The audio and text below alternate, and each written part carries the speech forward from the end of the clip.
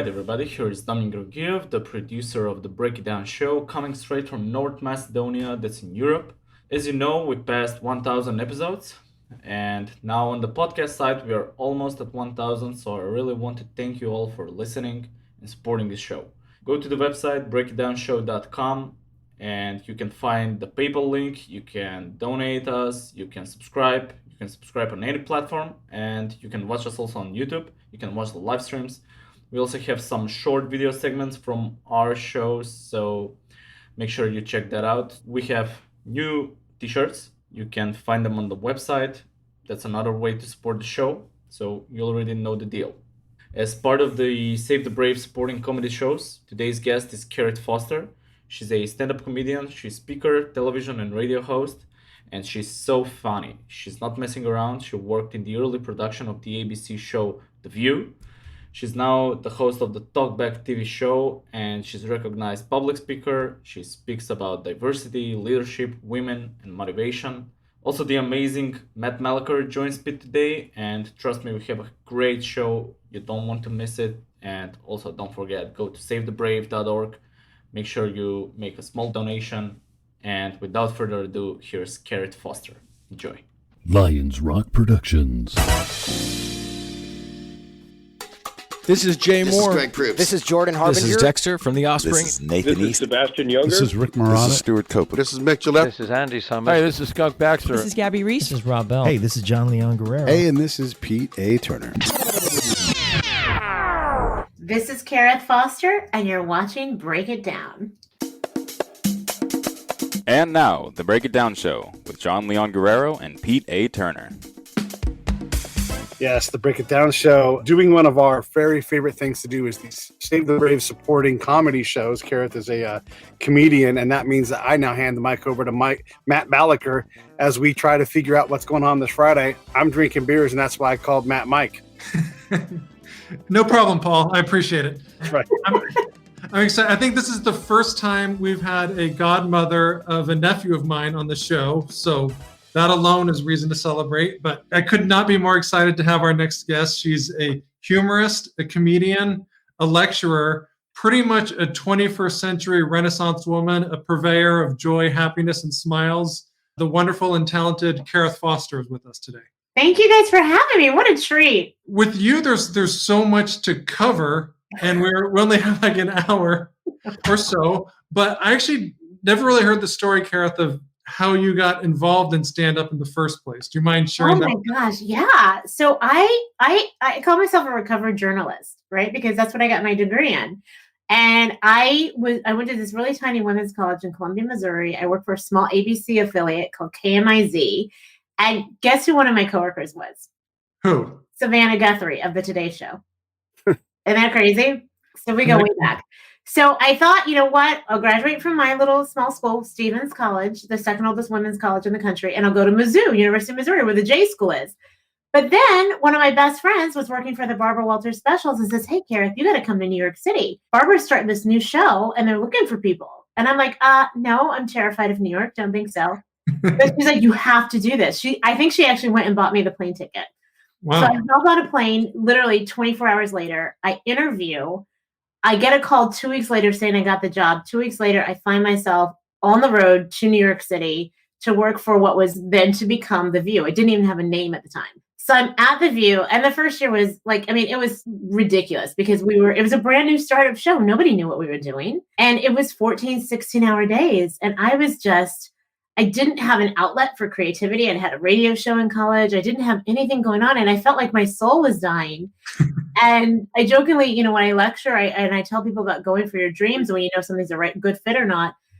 For me, it felt like The Devil Wears Prada. There's a great line in the film where she says, 1 million girls would kill for this job. Why are you miserable?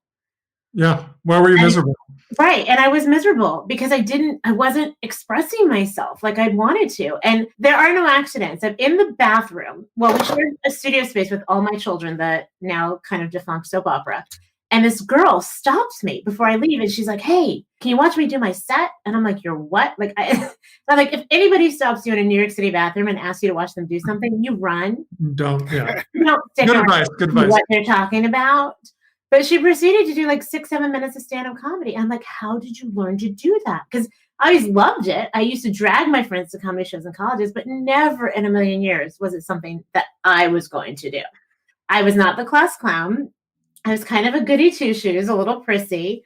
It was not like in my purview. And I saw her do this and I'm like, well, God, maybe this is the outlet I need. And so she actually had signed up for a class at Gotham Comedy Club and she couldn't take it. And so I treated myself. I was making no money. I was so broke. But for my birthday, I treated myself $300 to a stand-up comedy class at Gotham Comedy Club in New York City. And that was my start. And that was August of 1998. And so what did you take from the class? Like what did you find beneficial? Well, just you got to do it. I mean, you're never going to know if you've got the guts unless you do it. Like you can talk a good game and you can heckle from the audience, and not that I ever did that, but you know what I mean? Like you can think about it all you want, but until you actually step on that stage, put that mic in your hand and push past the fear. Now, what's wild is to this day, I probably have 2 or 3 jokes from my very first 5-minute set. Now, some of them are considered totally politically incorrect at this point. 20 some years later, people are like, you can't use that word. You can't say that. Not that it was even graphic or gratuitous or racist. It just, you know what I mean? But we're just such an interesting age now, as you know very well, Matt. Well, that was kind of a nice tease. I mean, to the extent you can, Karith, what were some of the words or topics that you covered then that Sure. You don't have to say it if you don't want to, but no. I mean, well, listen. I mean, because I'm actually quoting a real sign, so I guess I can say it because it wasn't my word. There was an ad years ago that the MTA, which is the Metropolitan Transit Authority, right? So the people that run the subways and the buses and all that they were running, and on the front was a man wearing a Yankees cap, holding a baseball bat. His name was Tito, and this is how it read. This is verbatim because Tito is 30 years old. Tito lives in a 1-bedroom apartment in the Bronx. Tito is mildly retarded. Tito works for the MTA. And my first thought was, oh my God, how can Tito afford a 1-bedroom apartment in New York City when I'm still living with my cousin in New Jersey? Secondly, every time my train or subway got stuck in a tunnel, all I kept thinking is Tito is pushing the buttons and nobody's stopping him. And that was one of my very first jokes that I ever told on stage. Very nice. So did you keep in touch with that woman who auditioned for you in the bathroom? No, it's very sad, actually, very tragic. She actually committed suicide several years. Not to bring the show down. Yeah, thanks. But you know how there are just a lot of messed up people in comedy? They're just people who have issues. And sadly, I think she, has some bipolar stuff going on. And supposedly she got really upset that her real age got put on her IMDb, and she was a little bit older than she wanted the industry to know, and that set her off. Wow. So it was really sad. I was very sad to hear that was what her fate was, but very grateful to her for introducing, for being that connection. That's a crazy story. New York is full I got of lots crazy of them. stories. What other kind of impossible New York type things have happened along the way? Because some lady doing stand-up for you in the bathroom who later kills herself. That's one thing, but I'm sure there's more.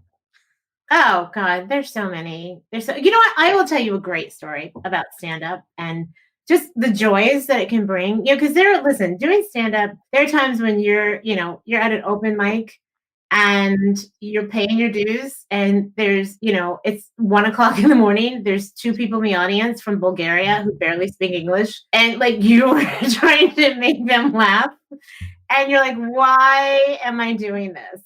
What is my purpose in life? I should have gone to med school. And then there are times like the one I had. I was doing it was an all-female lineup. I was in Bud Lake, New Jersey, at this place called Pax Amicus Theater, and it looked like a castle on the outside. And during the day, they would have children's theater and puppet shows for kids, and at night they would put on real theatrical productions. And a friend of mine, Jody Weiner, and Weiner is her real last name, would produce these shows, she and her husband. And sometimes they'd have a male, a woman and a man on, and it would be 4 comics each. But the beauty about this show was there was no alcohol. So everybody who was there was laughing because they were feeling it. They weren't buzzed. They weren't, and so everybody was really on their best behavior. And this was a ladies' night out one.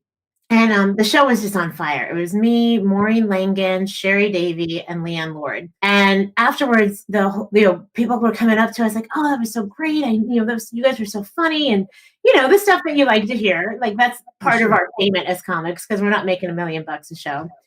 And then this one woman makes a beeline to us. It was me and I think Sherry and Maureen. And the first words out of her mouth were, "My son was killed 6 months ago." And we're like, "Oh my God, like what? Like we all just kind of lost our breath. At least I did. And then she said, "I just want you to know this is the first time I've laughed since."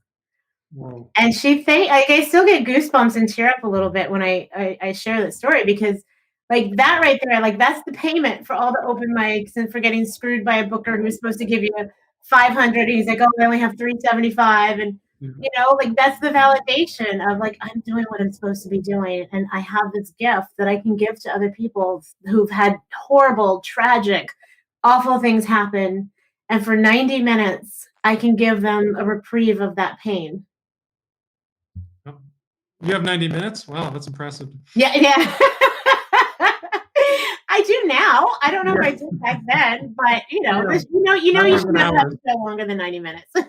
You ended up staying in New York. Beyond that, like so you're at the View, you take this class, the bug bites you, the stand-up comedy bug. How did you then leapfrog to the next step? Well, I was never going to be the starving artist. Like I refused. That was not in my repertoire to starve and to scrounge and to, wonder where I was going to get my next paycheck. So I did double duty. I did leave the View after my second year. I had the summer off and I used that summer to hang out with Patrice O'Neill and Bobby Kelly and Jim Norton. And, Keith Robinson and, all the guys from The Cellar and Lisa Lampanelli. And that really is kind of what brought me into comedy. But my mother at one point was like, "Please get health insurance." So I'm like, all right, I'll start temping. So I started temping at Estee Lauder.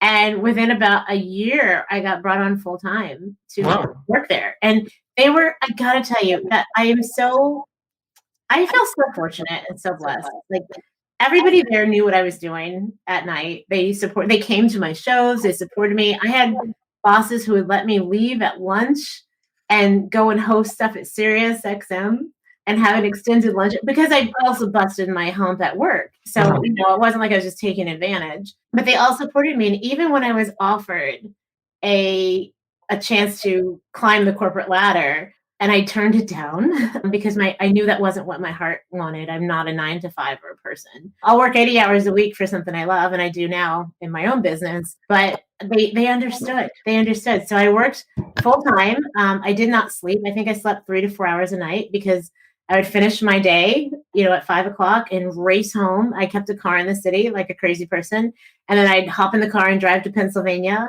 perform for, $200 if that, and then drive back home, get home about 3 a.m, at least get to bed by 3 a.m. because you're still high from the show. Right. And I did it all over again. So I had a double life, and people are like, "What do you do for fun?" I'm like, "Well, I do comedy for fun." But they're like, "But that's kind of your job." I'm like, "It is, but it's fun." That's good advice. The experience at the View, getting that, understanding that you still had the courage to walk up to that mic. It's one thing to want to get into show business or media or whatever, but then you get offered that gig, that chance to build something. You were listing the comedians that you were hanging out with. I know way more of their names than I do the producers and the assistants that were at the View. I'm sure some careers have been launched, but that wasn't what your thing was, I don't think. Barbara Walters is trying to build a big, beautiful machine, but ultimately, the people at the bottom have to work their way up and go somewhere else. And that doesn't seem like that would be in front of the camera somewhere. But it wasn't. It's not. Listen, of the friends that I started with, and I actually just spoke with one of them. We hadn't talked in 20 years. And I saw it was his birthday on Facebook, and I called him out of the blue. He had the same number, thank God. And we reconnected, and he's now a producer at 2020. I have friends who are executive producers on The Ellen Show who started off as PAs on The View, like, low man on the totem pole. Another friend is a a lecturer and course creator at Stanford. Other people are, they're still in media. Some people are still at The View, like 1 or 2 people are still there. So it's, it's just the paths that we decide to take. But one of the best pieces of advice that the woman who hired me said was, first, there's only 30 people in this business and they all know each other. So basically it was, don't talk shit about anybody because you don't know who you're going to be working with again in the future. And you don't know who's married to who, because the women keep their last names. And it's very incestuous. Like it's very and everybody does know everybody. And that's how you get onto these other shows. Like once you're in, you're in. But it wasn't for me. But I've maintained those relationships. And because of that, some really great things have come. Yeah. Including, well, I don't know if this is from The View, but you worked for a controversial radio host. Can you elaborate on that? I did. Dun, dun, dun, as my 6-year-old would say. It was because of comedy. So I got the IMUS gig. That's who you're referring to, Don Imus, who is now deceased. But I got the IMUS gig because I performed at a comedy club in New Jersey. It was like 40 minutes outside of the city. Killed it. And the guy never booked me again. He was jealous. 7 years later, and that's like how comedy works, the business. You're like, what? Did you see the audience? They love me. And then, whatever. Well, first of all, there was I call it Nappy Gate, right? When I called the Rutgers women's basketball team Nappy-Headed Hose. So Nappy Gate happened in April of 2007. And in September of 2007, I get a call from this booker who had booked me 7 years previously, never talked to me again, and said, hey, you interested in a radio TV opportunity? Now, I'm in Kansas City at the time, headlining what used to be Stanford and Sons Comedy Club. And I'm like, yeah, sure. What's up? Yeah, of course. He goes, oh, so just so you know, it's with Don Imus. And I'm like, oh, Nappy-Headed Hose, Don Imus. He's like, yeah. I'm like, okay. He goes, how soon can you meet with him? I'm like, well, I'm in Kansas City. I'm headlining. I'm done on, Sunday, but I'm going to Texas. He's like, can you not go to Texas and come back to New York? So I knew it was serious. So I changed my ticket and I come back. And that, I think Monday or Tuesday, I met with Don. I was at his home office. Wow. And sitting face to face with one of the most reviled men in media.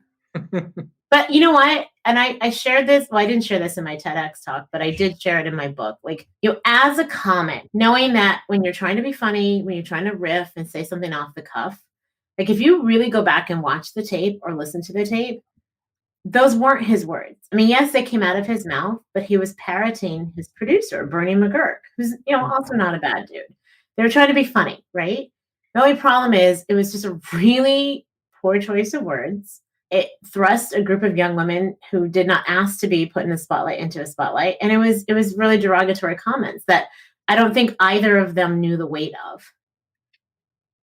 And so it was the perfect storm, old, rich, white celebrity says something horrible. And, and it was a slow news day. These kind of stories often happen because we don't take the time to listen to the whole tape and go, oh, that's regrettable, but this is not regrettable is not racism, It's like, yeah, poor choice. On purpose. That was worse. You know what I mean? Like that was nothing compared to some of the stuff he intentionally said. Yeah. Right. Or the person reporting about it has intentionally said, like about things. I mean, when that Alec Baldwin tape broke about him hollering at his daughter, it's like if you recorded everything I said or anybody said and you predicted the worst crap, oh my God, I'd be a monster, But Don Imus's job is to get people to pay attention. And so he does skirt the line. And then if he does the show for a whole year, how many times does he ever even step over the line? His job is to walk on it. And he was really damn good at that. Listen, the man was a genius. And what's so tragic is that he was just such a damaged person. He was so smart and he could be so funny, but he had his demons, I mean, he was an addict and an alcoholic who sadly never got recovery. He stopped drinking and he stopped doing drugs, but he never did the 12 steps or anything. And he even referred to himself as a dry drunk. So you never knew who you were going to get day to day. And it was like constantly walking on eggshells. And I always said, if I ever had bipolar twins, I'd be prepared. How long did you work at the IMIS show? So I was there from 2007 to 2009. I was there for 2 out of the 3 years of my contract. And obviously he's passed, but how would you categorize your experience there? I mean, it helped catapult you in some ways, but it wasn't all peaches and cream. Like, I another reference, not necessarily a movie reference like Devil Wears Prada, but like my Charles Dickens reference, my Tale of Two Cities. I say it was the best of times, it was the worst of times, because it was a dream job. I mean, here I was kind of full circle back into journalism in a way, radio, TV. I got to talk news of the day and incorporate the comedy and be funny. And, and I also kind of was laden with this incredible responsibility to be the anti-stereotype of what we typically see of Black women in the media, which there wasn't much of. Oprah no longer had her daily show. She hadn't started her network yet. There was no Shonda Rhimes or Kerry Washington or Viola Davis. Not that those 3 women or 4 of them, represent all that could be represented. So this was my chance to speak to an audience who probably never interacted with anyone like me before. What is the stereotype for a Black woman in your business at that time? What was it? Loud, crass, neck rolling, talking about baby daddies and getting high and, being big and boisterous and outrageous and, like Monique, not that, to throw shade on her because she's a very talented comedian, but that's, like the Apollo set, they call it the Chitlin circuit, right? And it was, and I think that's also why I did have challenges getting representation in the business, because I didn't fit that stereotype. And honest to God, because bookers and managers are so unimaginative. And with agents, they didn't know what to do with me. I wasn't this cute little blonde who talked dirty. I wasn't an Amy Schumer. I wasn't a Monique. I wasn't a Samore. What do we do with Karith? We've never seen anything like this. Although you were a Huxtable for a while. Can you talk about that? That's one of my jokes. Yeah. And this still happens a little bit, not as much anymore, but I get on stage and people stare at me like, that hair, that ass, those are definitely Black, but that voice, no, not so much. And then I explain, listen, you guys are looking at me like I'm crazy. I go, but I can't help it. This is who I am. I'm Lisa Turtle from Saved by the Bell, right? Or Hillary from the Fresh Prince of Bel-Air Black. And I did. I used to say I was a Huxtable until people started thinking my dad tried to roofie my Girl Scout troop. I dropped that line. Thank you, Mr. Buck. I love that joke. It always cracks me. It's so wrong. Yeah, it's so funny. What is it? I'm going to ask because I don't know. What is it about Black folks when you aren't Black enough, or if you do well? And I can't think of a put down that is applicable another way than calling someone an Uncle Tom, like just because they're successful or just because you disagree with them politically. Like, it's such a horrible thing to do to somebody, to call them that, to dismiss their years of work and, their success. I just can't think of what it is. There must be something that we say in another way that's similar, but it just is such an ugly term. And it's so dismissive to something that I think we're all trying to figure out how to do a better job at, than you see the community doing it to itself. Yeah. Listen, it's been a struggle my entire life. I've kind of dealt with this. It's almost like being caught between 2 worlds, right? Where I wasn't Black enough for some people. I wasn't, I certainly wasn't white. Because of that, I had to learn early on that my identity didn't revolve entirely around my skin color, nor should it for anyone. And that's actually part of the messaging that I take in the work that I do in the diversity and inclusion realm. I right now am revolutionizing how we talk about diversity, equity, inclusion, not only because it's been done so poorly for so long, but we still need to address things, but we need to do it in a new way that's really, truly inclusive of everyone. Because, to say you're only diverse if you're a person of color or you're a woman, you're part of the LGBT plus community or differently able, like, that's bullshit. Like, everybody belongs in this conversation. And it's so counterintuitive to say, let's talk about diversity and inclusion, but we're just going to focus on what separates and divides us. Right? and you're in this group and you're in this category, you're in that. And if you don't understand what these people are going through, then you're horrible and you're evil. And I'm, are in this category, then you're marginalized and you're this. And, I'm so done with the victimization and the vilification. Mm-hmm. And I'm not saying that, racism and sexism and homophobia and anti-Semitism, I'm not saying those things don't exist. They certainly do. But if we're going to really address it, really tackle it in a way that gives everybody a voice and a part in the conversation, then we have to stop with the division. Mm-hmm. And again, that goes back to our identities and how we identify. And we need to really rethink what it like who we are. Are we our money? Are we our education? Are we our skin color? Are we just our gender or our sexual preference? No, we're multifaceted. We're not monoliths. And for people to be able to accept that, I think for some people it's a stretch. For some people it's incredibly freeing. But I think there are a lot of people who've never even thought beyond what they've been told to think of themselves. That's a very interesting point. Like, I think, did you trademark INversity? I did. Yeah, I want you to unpack it for us, but you started Stereotype 101, INversity. It's kind of in line with what you're talking about, but please, illuminate the millions of listeners out there on what this is. I love it, millions.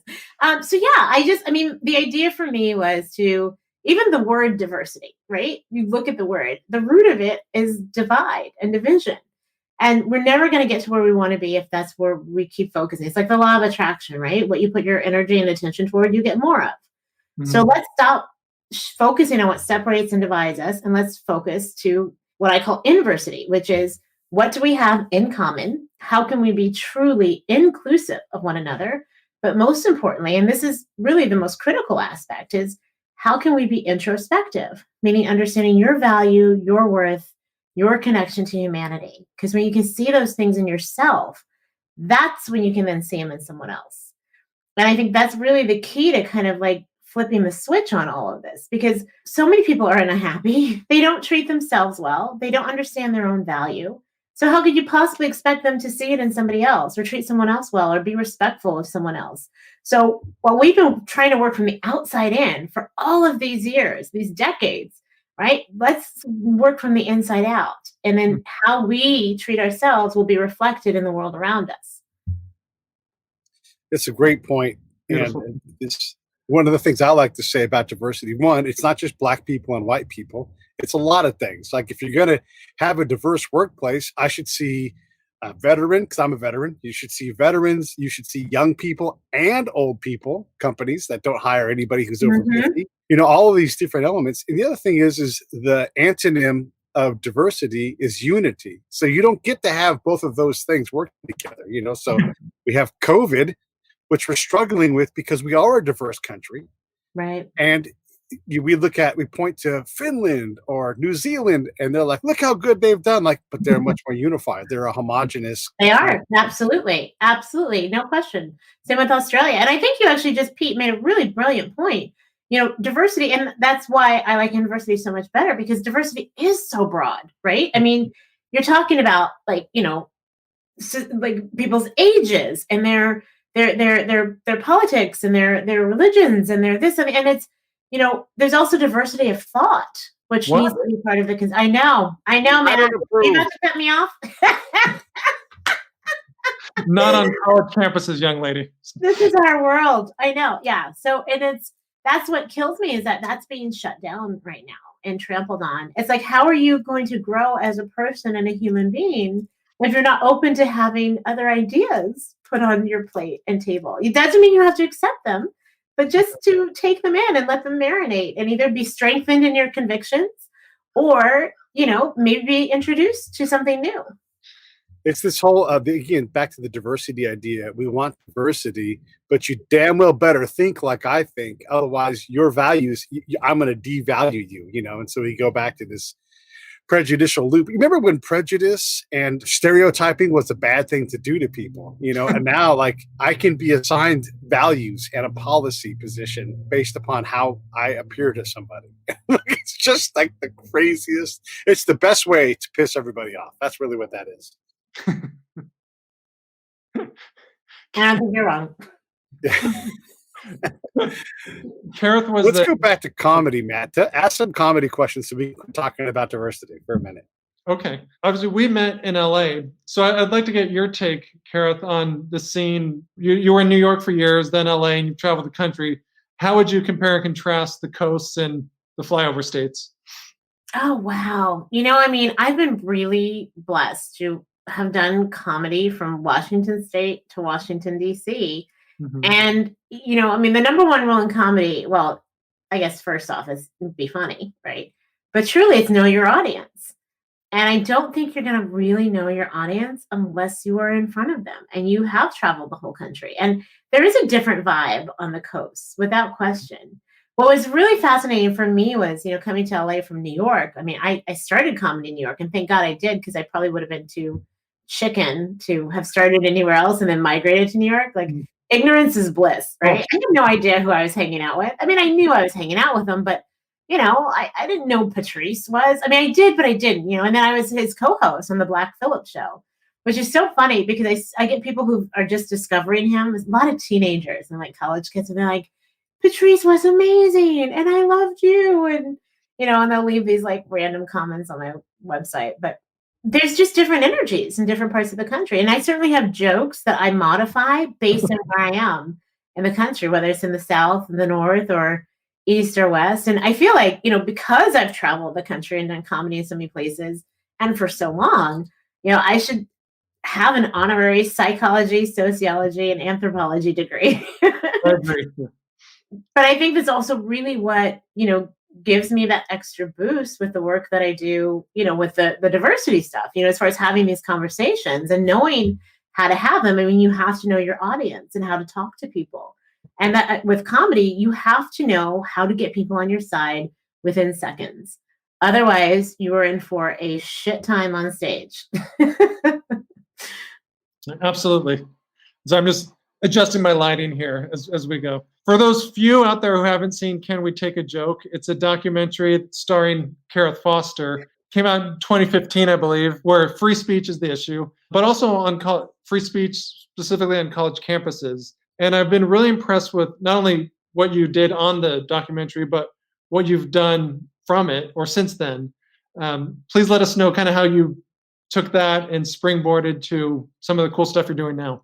Well, that's honestly, this goes back to you, my friend, because thank you.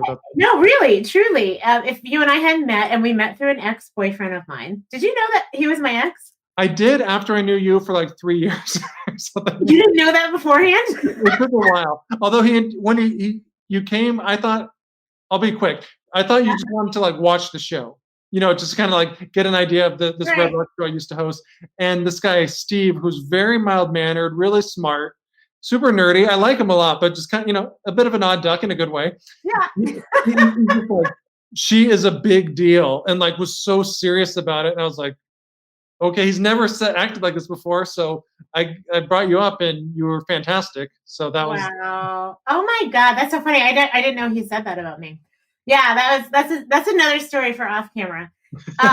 But yeah, that was my ex. And so I met you and absolutely like just had the best time doing your show. And then I met your brother and sister-in-law who instantly became family. And then we actually became family because we're godparents all around now. And they asked me to be in their documentary, Can We Take a Joke? And I was so honored because of the work, that I did as a comic on stages. But and as a comic and as a journalist and as somebody who just is such a proponent for free speech to understand more clearly what threat was underway on college campuses, where again, this is supposed to be where you're growing and learning and exploring and expanding your horizons. And to hear that, so many comics didn't want to do it anymore. And it was, becoming kind of a lost art because everybody was getting offended. Well, you can't say that because my cousin's uncle's nephew is a gay Muslim. And it's like, what? We're not even, first of all, that's like 6 degrees of separation and you're offended. Okay. And gay Muslims are the coolest. So they. Right. Actually, one of my very dear friends is a gay Muslim. Urshad Manji. She's amazing. And she's such a free speech advocate too. She's amazing. She wrote a book called Don't Label Me. But so like the idea, like to be able to be part of a project that really kind of took to task like what's happening on campuses across the country and and have the opportunity to have. And it was such a well done film. Courtney and Ted they killed it. And it just received such great accolades. And, it was shown at the museum before it closed. And it garnered a lot of really great attention. And it also really spurred me to start the nonprofit that I created called Frame. It's now called Frame, which stands for Foster Russell Alliance for Meaningful Expression. And our mission is to take educational programming that promotes free speech, inclusion, and social change to university and college campuses. Wow. Take us through that, because, it's been a few years since I've been on a college campus, Pete as well. Well, we see the headlines, and I remember back when I was a student, there were like the ones that made the noise, and then there were the 90+% that were somewhere in the middle, and I was kind of one of those. What is it like now? Because I really don't know. So it's interesting. Obviously, right now, everything is virtual. But I did something for a very well-known school. It's actually, and the school itself, if they could have planned for coronavirus any better, I don't know how, because they actually do everything online. The exception of the first year, everybody's there in person in San Francisco on campus. And then they go off to their corner of the world or wherever they want to live and take classes online. Excuse me, it's called Minerva Schools. And it was founded by a gentleman, a brilliant man by the name of Ben Nelson. He's a CEO. And I've spoken with them several times, and they brought me on this year to do their foundation and to talk about with the entry class about, what's going on and with diversity and inclusion, but how, we can keep these conversations going, because it's so important. And that's part of the programming, right, that Frame does, because it is about how we frame society and our parts in it, our roles in it, and how we reframe situations. I use humor because I will always be a comedian at heart. And I use humor in a lot of the work that I do, because I think it creates such a neutral space, right? For people who typically will come in either on the offense or the defense, just depending on where they're coming from. And it neutralizes everything so that they're open. And we also know, like, as comics, like, laughter has a physiological effect on you. It relaxes you. It fires off certain neurons. So you're a bit more open to hearing things and new ideas. You're a bit more accepting. I have a joke about, just the struggles that I've faced from growing up being, one of the only Black people in my classes ever until even sophomore year of college. And I even talk about struggling with my weight. And the joke that I shared was how I'm okay with who I am as I am now. And, I've matured, and that's helped. I said, but it depends on where I'm geographically, how other people see me. Because in New York City, I'm pleasantly plump. In LA, I'm a beached whale. But in the Midwest, I'm anorexic. And it is awesome. And if you're ever having a fat day, you buy yourself a one-way ticket to Kansas City. Oh, yeah. Because you will feel like a supermodel like that. And the follow-up to the joke is, there's a bit more in there, but the end of it is, I said, what's wild is, in this country, we don't only have fat people and fat little kids. I go, we have fat pets now, y'all. Like, I have a friend who has a cat that weighs 22.5 pounds. And if that doesn't make your mouth drop open, let me put it to you this way. That's 4 bags of sugar with paws. I said, now, the only reason we know it weighed this much is because my friend had to take it to the vet because it was limping, right? Now, I assumed it was being crushed under its own weight. But it turns out it was much more sinister. It was actually quite sad and tragic. Somebody had shot it. Now, it was fine. The cat lived. It was, please don't call PETA on me. I didn't do it. I said, but, at 22.5 pounds, I told my friend, I'm like, listen, sweetheart, at that size and that weight, somebody probably thought it was a fucking wildebeest. And I got a letter from the school from someone who, like, apparently it was like all buzzed around, that said I was fat cat shaming. Are you serious? That's when I hilarious. thought I'd heard it all, you guys, when I thought I'd heard it all. Fat cat shaming. Now, I've heard people say about the whole eating, in Midwest, I'm anorexic. Well, I was bulimic in high school. My sister had an eating disorder. And I'm like, I'm sorry to hear that. I wasn't making fun of you. I was talking about me, and it was a joke. But fat cat shaming, that took the cake.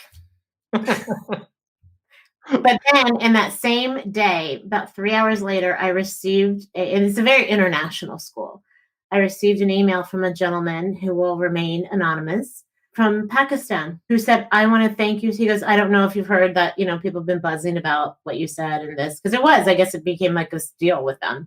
He goes, but I want to thank you so much for using your humor. He goes, and I appreciate your stance on free speech, because where I come from, we don't have that.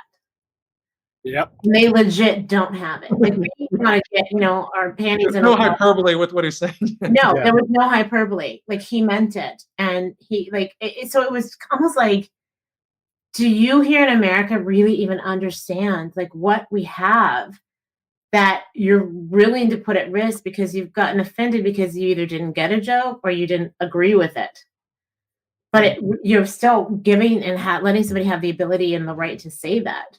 And that doesn't mean I support hate speech as a free speech advocate, but I also know that the only way to combat hate speech and bad speech is with more and better good free speech. Well, And let hate speech be the terrible thing that it is. Like let it be in the light so you can be like, that's horrible. Exactly. Let me see who you are, right? Because when these people go underground, that's when we're in trouble. Absolutely. We had Daphne Maxwell Reid on the show. She was Vivian number 2 on the Fresh Yes, Prince. I love her. And she's so great. And I said, what are your thoughts on Bill Cosby? And she said, he is my friend, because I've known him for decades. And she also knows his legacy in the town, what he's done for the access for Black folks who want to act, how to manage money. And there's so many stories where like Bill Cosby taught me how to do this. He normalized this. Yes, it was a Black family on the Cosbys, but it really didn't matter, because he was so good at that. So you can't just look at the bad side of the scale and dismiss it. She's like, yeah, he did horrible things, and those are bad. However, there's a whole lot of good on the other side. You have to balance the scale. Nobody, again, it's back to this being a monolith, right? If he was a completely awful, horrible, evil person, he would have never gotten as far as he did. Yeah. And let's be honest, what he did was horrible. Yeah, of course. Tell me about it. No, we're not arguing with that. There are other people in Hollywood who do just as horrible things, if not worse. We just don't hear about it. It's this really kind of wild world that we have to figure out, how we classify people. Can you separate the artist from the art? Mm-hmm. The cat shaming from the joke. Can you? So, what's it like teaching? Well, preface this. I'm super impressed, Karith, with how you constantly reinvent what you're doing, whether it's a pandemic or not. You go from like comedian to humorist, and now I follow you online, and you're this lecturer at Stanford, among other places. How'd you get into that, and what's that like?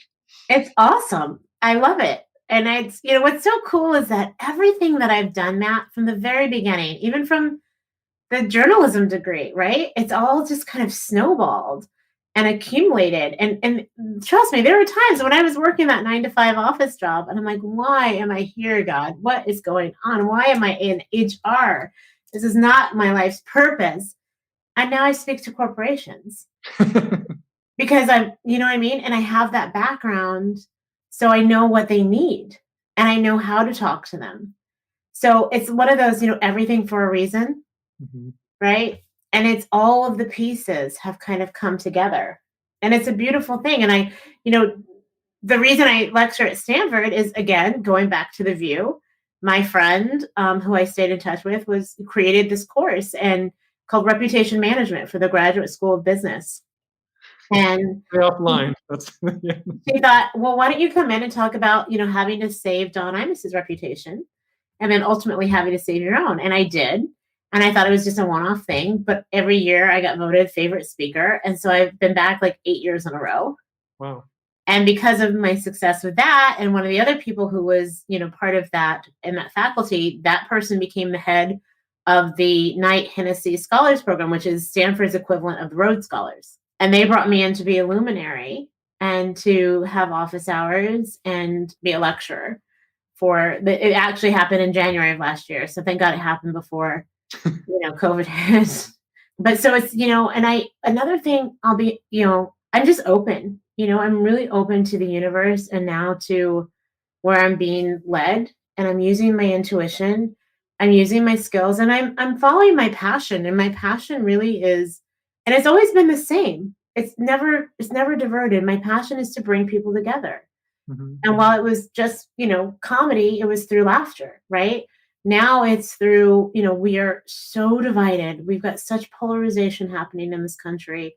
We are pit against each other intentionally on a regular basis. What can I do to help heal? And so it's, I feel so fortunate and so blessed to not just have these gifts, but the ability to, and the spaces to plug in and use them. Absolutely. Spoken like a true luminary. I noticed behind you, Karith, you have a book. I do. And last night I read 101 Ways for a Great Laugh, which I really enjoyed, but I want to... this is an book, can you talk about it, please? Sure. So this is You Can Be Perfect, You Can Be Happy, which I just happen to have right beside me, actually, because I have to sign it and get it out. I wrote this book. The idea for it came years ago. I just had my first daughter, and who's now 8. And she was a lot smaller than we had anticipated. She was 4 pounds, 10 ounces, even though the midwife and the pediatrician, like the OBG rather, was saying, oh, she's going to be 6.5 pounds, which I was a small baby. And we had her, and she was this tiny, and she wasn't latching. I was trying to nurse, and I didn't know she wasn't latching until a few days later when she's just dropping weight. When she was getting nothing, basically, like, she could have died. And we didn't realize this till the midwife, because the doctor was of no use. The doctor was like, oh, babies lose a little weight when ththey're born. Okay. When you're 4 pounds, 10 ounces, you can't afford to go down to 3 pounds, 18 ounces. You know what I mean? Like, come on. So, 14 ounces. So we go to the midwife, and the midwife grabbed some breast milk from another mom from the fridge and put a tube into my kid's mouth. And it was literally like watching a black and white TV turn color.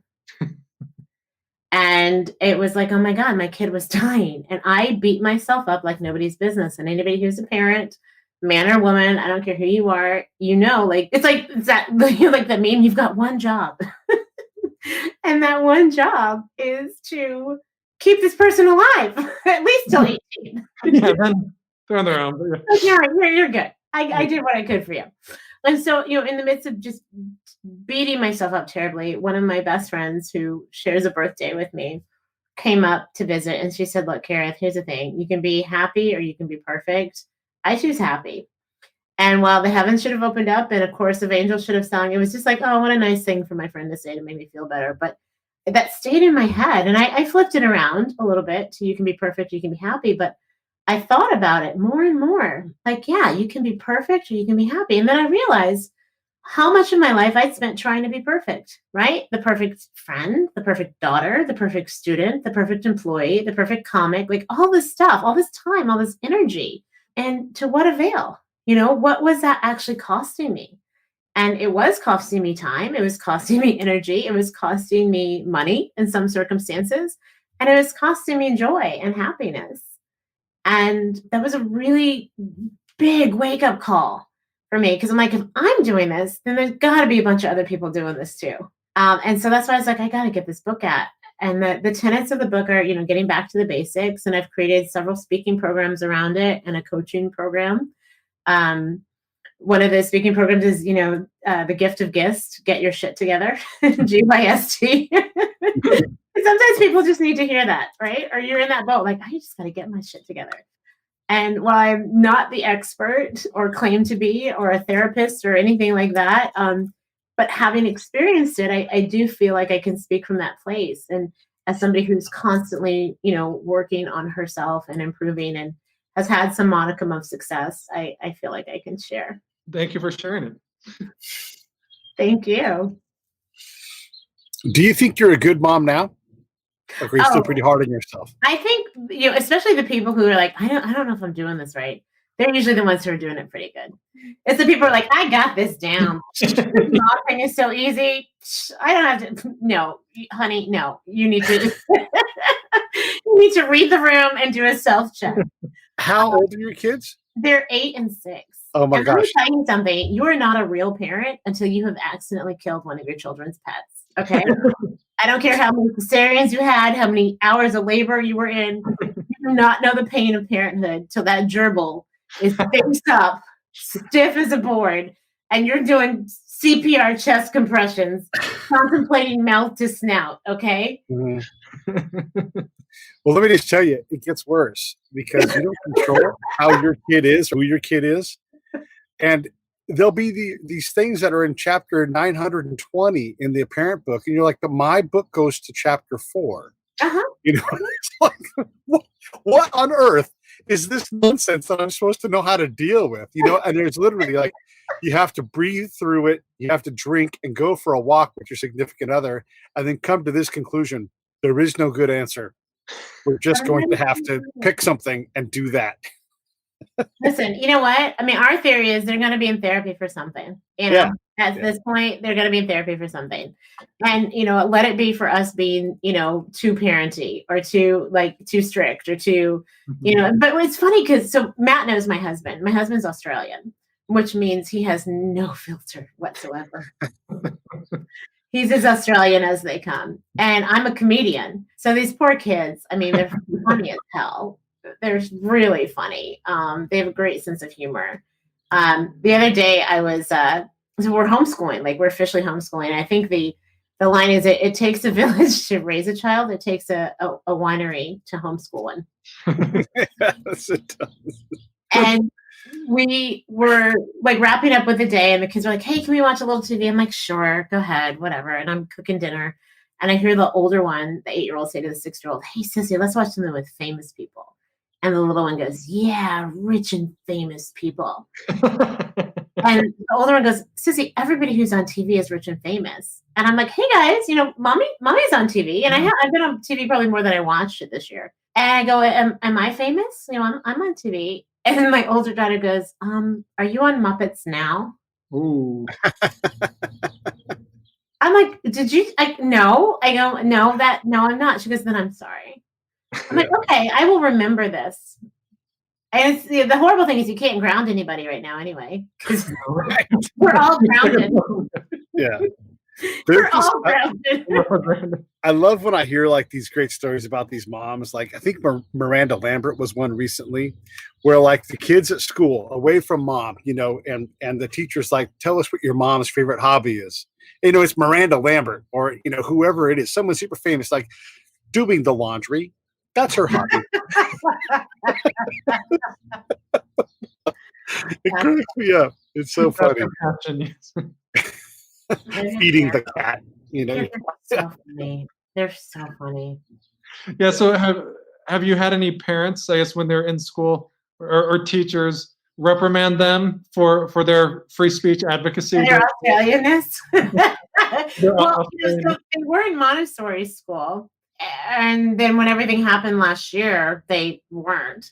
Mm-hmm. So we've literally been doing homeschool. Like we're legit homeschool, not even like with other teachers. Like it is me and the Aussie. So you yeah. So the reprimanding has been coming from us. Like, I can't believe you said that. Well, no. So, you know, and my husband will do most of it because I'm upstairs, you know, in the office giving presentations and working and marketing, all that stuff. And the other day I hear, because I'm upstairs, I hear, there it is. And I'm thinking they're saying, ooh, there it is. Like, oop, there it is. Like the song. Yeah. And as a matter of fact, they were actually singing poop. There it is. Poop, because they had to pick a word and then write it in a sentence. Oh. And the word they picked was poop. So I'm like, okay, great. If you're 6 and 8, I think there's no better word. No. We're at that age where poops are funny, farts are hysterical. I know your boys think that. Yes, they do. Yes. Yeah. So I just keep thinking this too will pass. This too will pass. Probably not. Oh, maybe the girls. I don't know. I hope it does. I have no hope for my sons. They'll be 35. Go, Right. I'm very proud. Speaking of terrifying parent things, I've had a lot of people on the show say, and then my father said to me, or my mother said to me, and it's these like 8 words out of 50 million words. We all have these statements that your parent says something to you, and you're like, ow, that's going to hurt the rest of my life, you know. And it's simple things, you know, like when someone says you'll never amount to nothing, you know, or your dad says you're worthless and stupid, and you're like, oh, okay, I believe you, you know. Like you can say the simplest thing to your kid in a moment of weakness or whatever it is, and it will absolutely stick to them. And with you and your husband being as verbose and funny and everything else, you just never know when that bomb is going to go off. But all of us have that happen. Yeah. You're going to be in therapy for something. Right. We try to be really cognizant of our words. We try to, use them wisely. We try to, whenever they say can't, we say you can't say can't in this house. Like that's not a word we use. And our kids have such an incredible vocabulary. And I don't know if it's because I'm so verbose because I'm a speaker. Like when my little one was little, my older one was little, she'd say, instead of I need water, she's like, Daddy, I need to hydrate. I need to hydrate. And the 6-year-old the other day was trying to show her sister something. She's like, let me demonstrate. I want to demonstrate it for you. Let me show you. Yeah. But then, I'll never forget I had one of them in the car. They were in their little car seat and we were in traffic. And I know it was my husband who planted the seed because I don't talk that way, but somebody cut me off. I was like, oh, I can't believe it. And my little one goes, Mommy, was that a dickhead? Yeah, honey, that was a dickhead. So they pick up on what you say. And so we do have to be careful with the messaging and just distribute as much love as possible. Oh, yeah. Well, you're doing a great job of that. Thank you. Dickheads and all. Yeah, there's always going to be dickheads around us. You got to learn how to navigate. I wanted to jump in here real quick and just mention the fact that the reason why Matt and I are doing this is because Bastards Canteen is part of the Save the Brave family. And this episode is brought to you by Save the Brave. Obviously, it's Break It Down show. But if there wasn't a pandemic, we'd already be doing this. But we're going to be doing comedy shows at Nick's Canteen, Bastards Canteen in Temecula, once his performance stage is open. So everybody, we're doing these kind of just priming the pump, bringing comedians on. Matt knows so many of them, and it's been so great to do this. So when you guys are watching this, if you want to support Save the Brave and you're in Temecula, of course, come down any night because there should be something live going on, but in particular on the comedy nights, so you can see people like Karith when she's in town and available and willing. But I appreciate Matt for setting these things up, and I appreciate you for coming on and sharing your time. And I'm not trying to close the show down. I just got to make sure I say those words. Yeah, because that's why we're doing this. And as soon as we can get out and see real comedy shows again, I'm super excited to see you if you're going to be on the road, or whoever it is that's going to be doing their 5 minutes to 90 minutes. We all need some comedy. We all need to be shown how ridiculous we are, by the way. So, yeah. Amen. We need more of that. Yeah. Well, I love being on here, and I appreciate what you're doing. I also want to thank you for trying to keep comedy alive, because it's not just comedy for the for the masses. Comedians need to do it too. I mean, this is a lot of people's lifeblood, because we enjoy sharing and making people laugh and hearing it. It's cathartic and it's healing all around. Absolutely. Yeah, for sure. Matt, anything in closing? Where can we learn more about Karith if we want to buy your books, hire you for lots of money?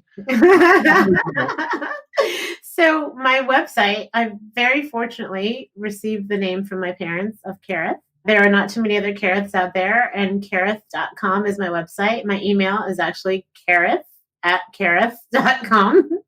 And my last name is Foster, so a lot of my handles are at Karith Foster. So on Instagram, although on Facebook, it's at Foster Karith. That's my fan page, because my personal page is like totally full, which is crazy. I should probably just switch over to a fan page, but anywho. And yeah, you can get my book on Amazon. You Can Be Perfect, You Can Be Happy, which I just saw Todd DeVoe was on here saying he got a copy for his wife for Christmas, which is so cool. And yeah, I'm on Twitter. Not so much. I mean, I try to put it all in one place, right? Yeah. But, so Facebook, Instagram are probably the best places to follow me. Every now and then I'll put some funny stuff on Twitter as well. But Instagram, I just posted a picture. Well, I haven't put it on Instagram yet. It was on Facebook. My husband, so, we did the Elf on the Shelf for Christmas. And as you all know, that can be quite tedious. But my husband was very dedicated and took care of it. The girls were just so excited every morning to see what this elf did. And he did some very Australian things. Let's just say that. I caught him in a couple scenarios with the LOL dolls, some beer. That's all I'm going to say. And so after Christmas was over, which I'm like, oh, thank God, no more of that. We had baby Yodas.